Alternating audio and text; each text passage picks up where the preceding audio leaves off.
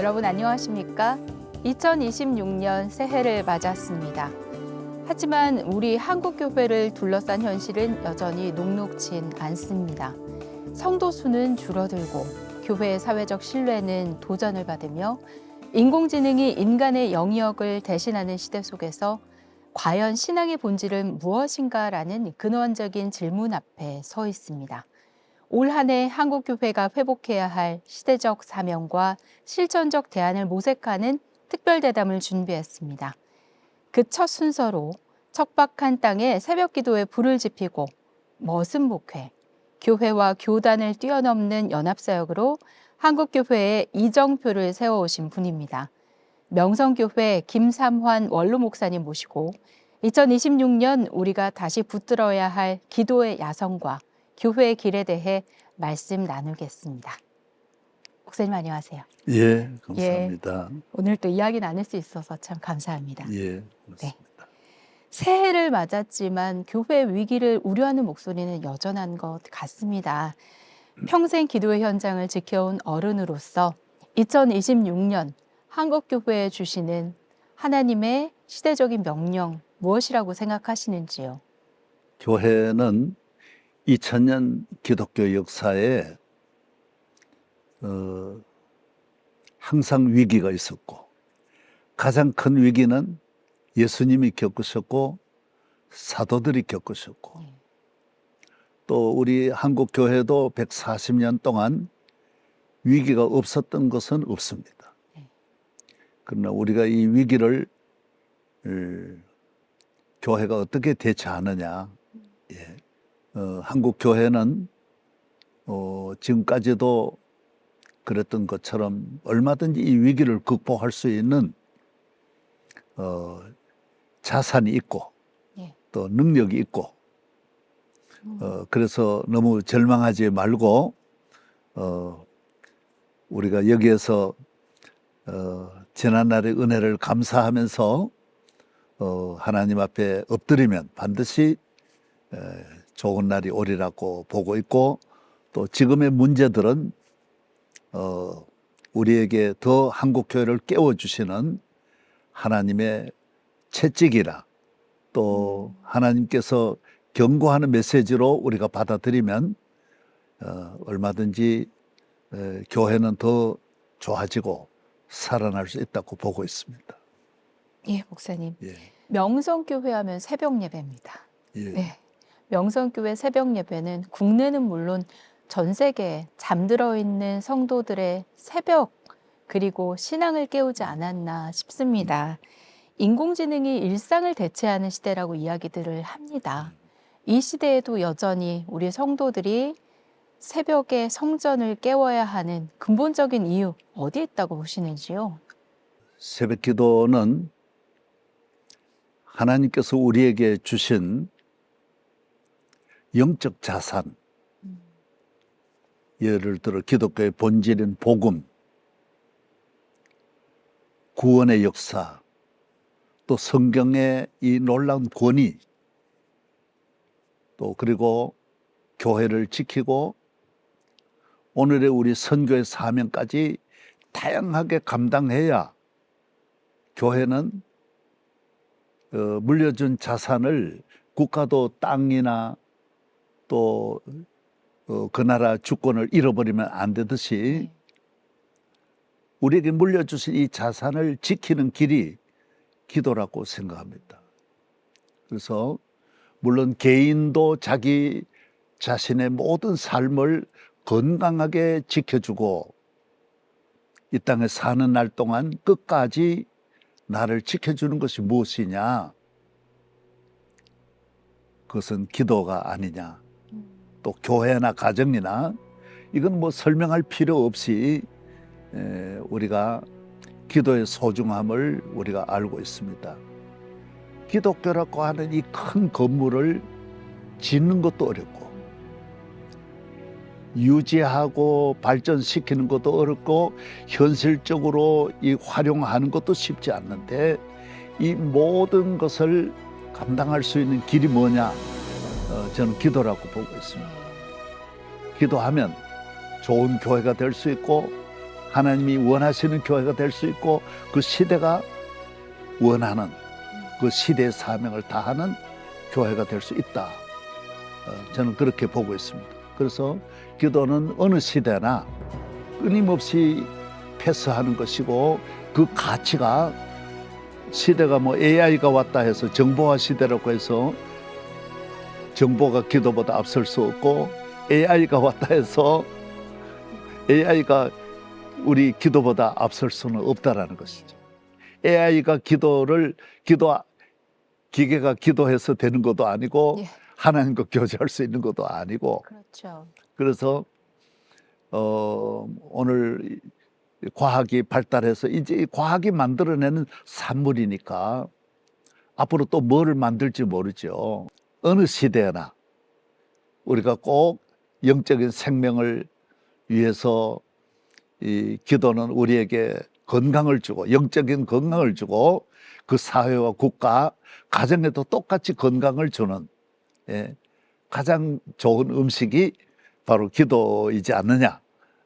아마 이런 문제는 다 같이 공감하리라고 저는 생각합니다. 그래서 기도, 뭐 어떤 기도든지 다 귀하지만은 새벽 기도는 그 중에 가장 예수님이 또 아브라함이나 뭐 믿음의 선조들이 다 이렇게 항상 이렇게 가졌던 새벽 기도는 기도의 골든 타임이다.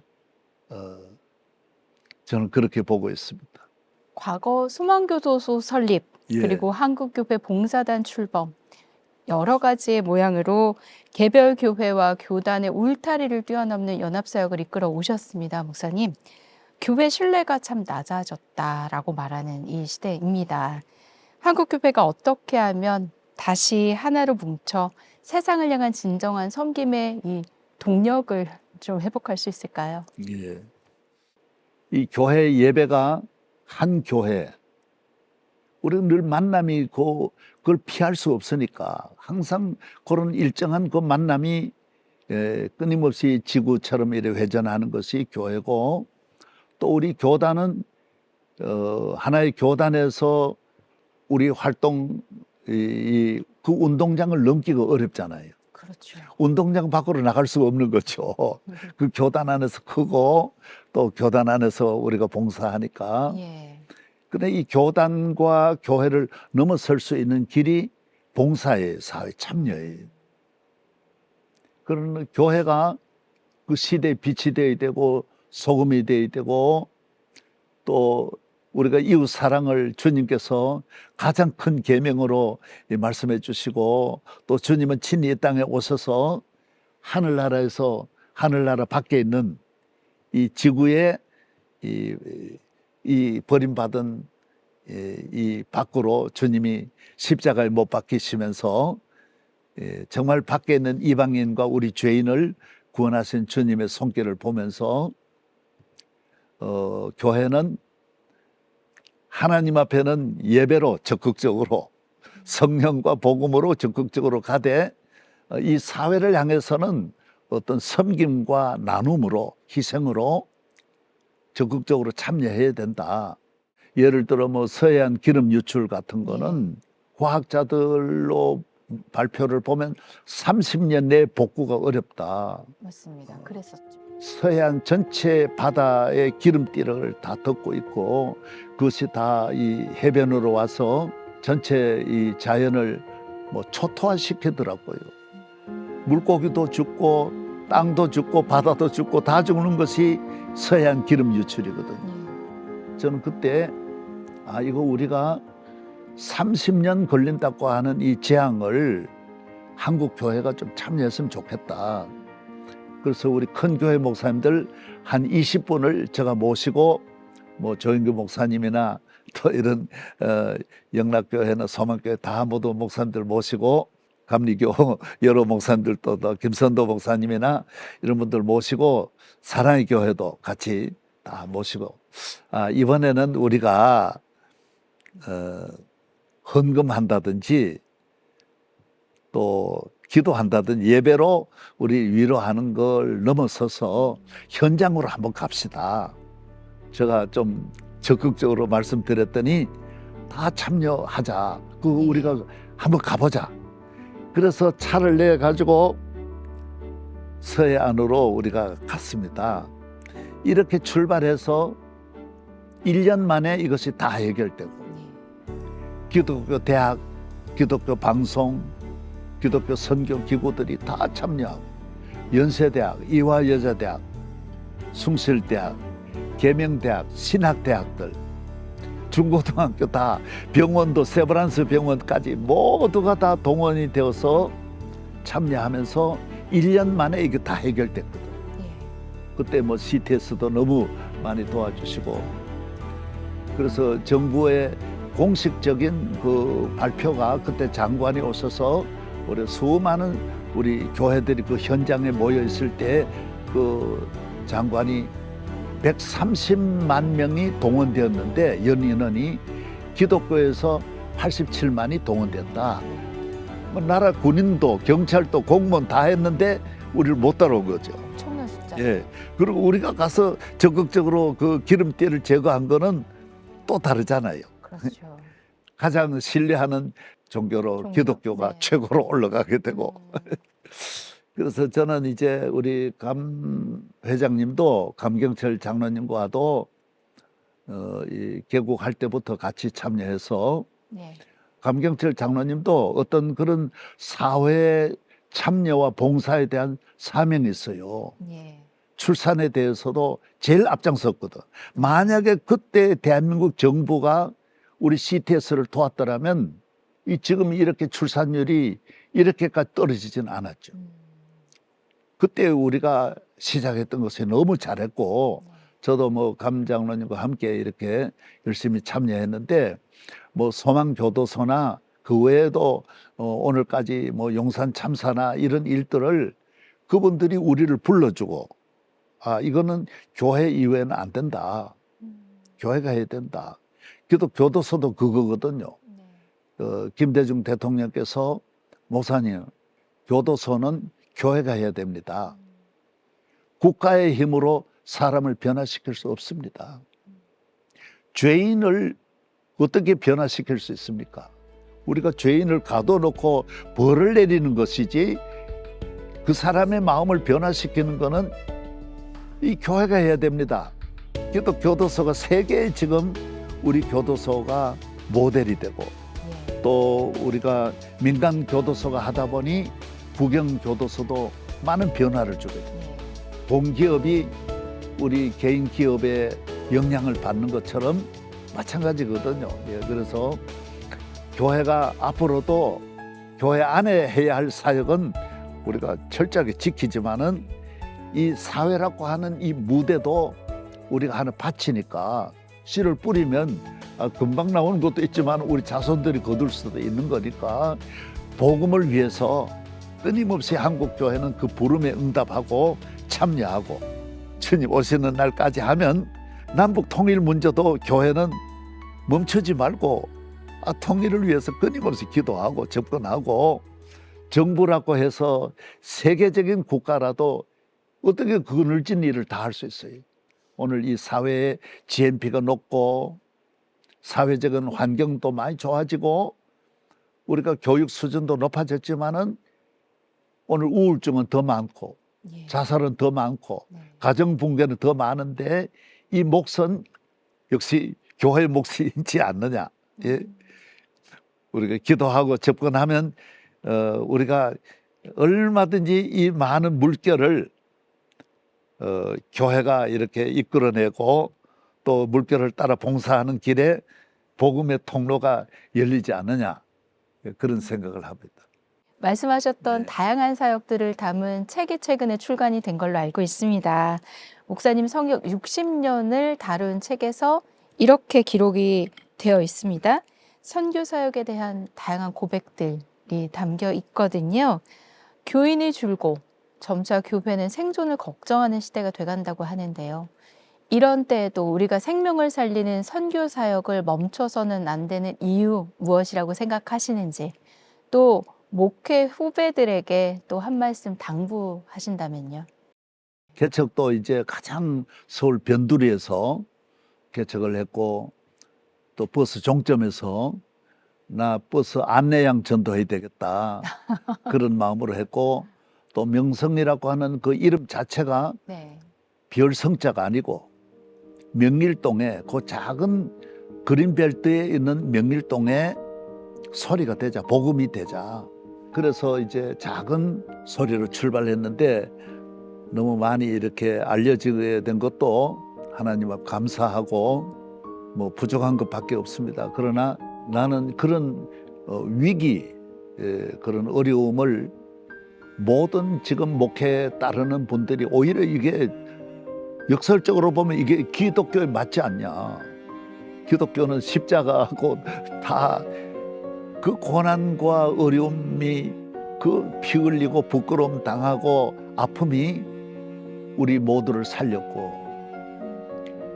바울과 베드로가 그 정말 그 로마로 갈 때 모두 금이 환영하고 화려한 무대가 로마인데 그 무대에 죄수로 들어가 가지고 복음을 전했지만은 그렇죠. 결국 로마를 살린 분들은 바울과 베드로 아닙니까? 예. 그래서 대한민국이 지금 오늘 여기에 교회의 길만 찾으면 성경이 가르쳐주는 요소를 향하여 가난 우리가 이 길로 사도 바울 사도행전이 가르쳐주는 온 세계를 향하여 우리가 나아가는 길, 우리가 처음부터 우리는 좋은 길로 가면 안 되거든요. 우리가 좋은 삶에 익숙해져도 안 되고 그걸 긍정적으로 봐도 안 되고. 그래서 한국 교회는 제가 볼 때는 더 좋은 찬스다. 통일을 앞두고 오늘 미래를 준비하면 통일 왜 안 되겠냐. 통일은 더 가까이 오고 있다. 우리 중국이라고 하는 이 큰 시장, 복음의 시장을 옆에 두고 준비하면 세계를 움직일 수 있는 나라는 영적인 나라인데, 다 작은 나라들, 예루살렘의 작은 사람들이 고난당하면서 다 오늘날까지 이렇게 나온 그 길로 보면 오늘의 한국 교회는 위기가 아니다. 우리가 오히려 더 적극적으로 나서서 사도행전으로 돌아가고 출애굽으로 돌아가고 기도하고, 정말 복음으로 무장하면 우리 모두에게도 참 보람된 시대였다. 목사님께서는 지난 30년 동안 CTS의 방송 선교 사역에 여러 가지로 함께 동역해 오셨습니다. 특별히 CTS는 사단법인 행복한 출생 든든한 미래를 통해서 이 저출생 문제 극복과 돌봄 사역에 앞장서고 있는데요. 복음을 전하면서 또 동시에 살리고 키우는 이 CTS의 사역이 한국 교회에 어떤 의미를 가지고 있다라고 보시는지요? CTS는 방송국으로 기독교 방송으로 첫 출발을 했습니다. 그래서 큰 형님이고 장자이시고 첫 출발에 그 짐을 처음에 바로 지신 분이 감경철 장로님이에요. 감 장로님이 개척자로서의 고생도 많이 하셨고 다 버리고 CTS에 이렇게 하나님의 종으로 정말 이 부르심에 순종하다 보니까 어려움도 많이 겪었지만은 CTS의 방향은 보수적인 철저한 복음 중심의 방송된 것도 잘했고, 그런 사회 참여를 적극적으로 그때그때의 사역을 찾아서 하신 것도 잘하셨어요. 앞으로 생명 살리기가 국가의 운명과 같으니까 작은 CTS가 했다 해서 뭐 작은 일이 절대로 아니에요. 이 국회도 못하고 대통령도 할 수 없는 일을 지금 하고 있는 거예요. 그래서 이 생명 살리기 운동에 한국 교회뿐만 아니라 모든 대한민국이 힘을 모아주시고 또 앞에서 잘 이끌어 주셨으면 합니다. 2026년 한 해도 사실 녹록지 않을 것 같습니다. 길을 잃고 낙심한 성도들 많이 있을 거고요. 또 어떻게 살아가야 하나 절망하고 근심하고 있는 국민들 많이 계실 것 같습니다. 목사님께서 평생 경험하신 이 신실한 하나님에 대한 소망과 격려의 메시지 한번 전해주시면 좋을 것 같습니다. 저는 많이 굶어봤고요. 예. 뭐 몇 년을 그저 하루 먹고 3일 굶고 하루 먹고 3일 굶고 한 2년을 그렇게 살았습니다. 몇 살 때 그러셨어요, 목사님? 19살, 20살, 21살 그때 한창 많이 네. 먹고 싶을 때. 그리고 많이 그 전에 전후에 가난은 말할 것도 없습니다. 그리고 내 자녀를 잃은 치료비가 없어가지고 첫 딸을 잃어버린 그런 한없는 아픔도 있습니다. 나는 내 몸 전체가 질병으로 가지가지 질병으로 메인 질병은 폐병으로 피를 토하고 한순간에 교회에서 나가라고 해가지고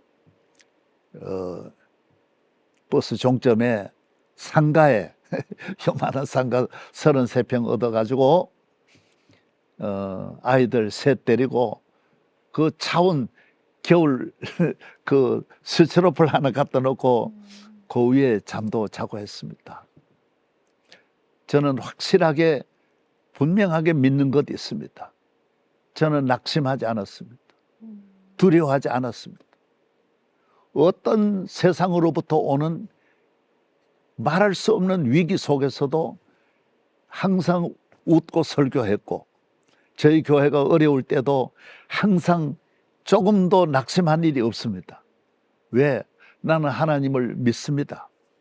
신실하신 하나님을 믿고 이 오늘의 고난이 모든 것에 합력을 선을 이루게 하시는 하나님.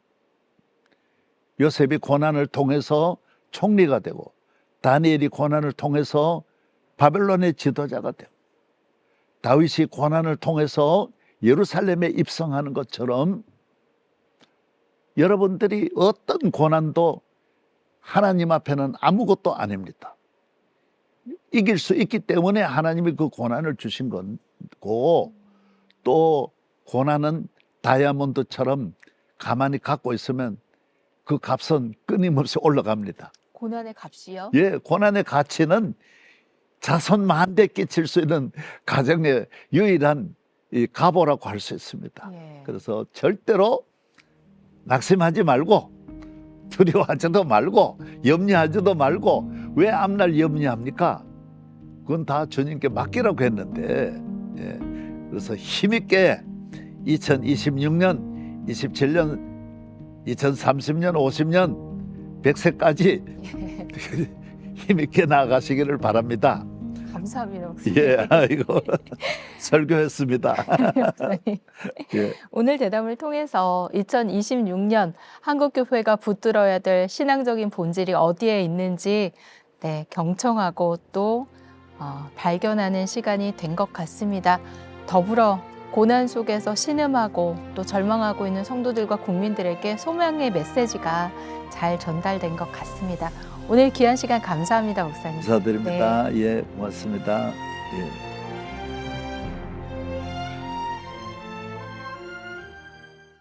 이 프로그램은 여러분의 미디어 선교 후원으로 제작되었습니다.